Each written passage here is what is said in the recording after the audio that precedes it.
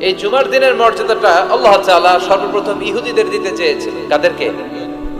ওরা এটা নেয় নাই। ওরা নিজেদের জন্য শনিবারকে ওদের অ্যাসেম্বলি ডে বানিয়েছে। ওরা বলেছে না, আমরা শনিবারে ইবাদত করব। এই দিনটা আল্লাহ তাআলা নাসারাদেরকে দিতে চেয়েছে, তারাও নেয় নাই। তারা রবিবারকে তাদের ইবাদতের দিন হিসেবে চুজ করেছে। অবশেষে আল্লাহ তাআলা আমাদেরকে এই দিনটা দিতে চাইলেন, আমরা কোনো কথা ছাড়াই গ্রহণ করলাম আর ধন্য হয়ে গেলাম। জুমার দিনটা আমাদের দিন, গাদান মানে তারপরের দিন শনিবার হচ্ছে ইহুদিদের জন্য, আর রবিবার হচ্ছে খ্রিস্টানদের জন্য। আর আমাদেরকে জুমার দিন দিয়ে খুশি হয়ে গেলেন কে?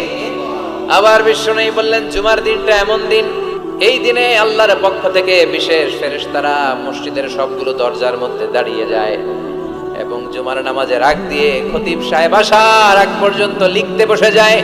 কে কে মসজিদে ঢুকে নামগুলো তারা কাউন্ট করে, এন্ট্রি করে। সর্বপ্রথম জুমার সালাত আদায়ের জন্য যে মসজিদে ঢুকে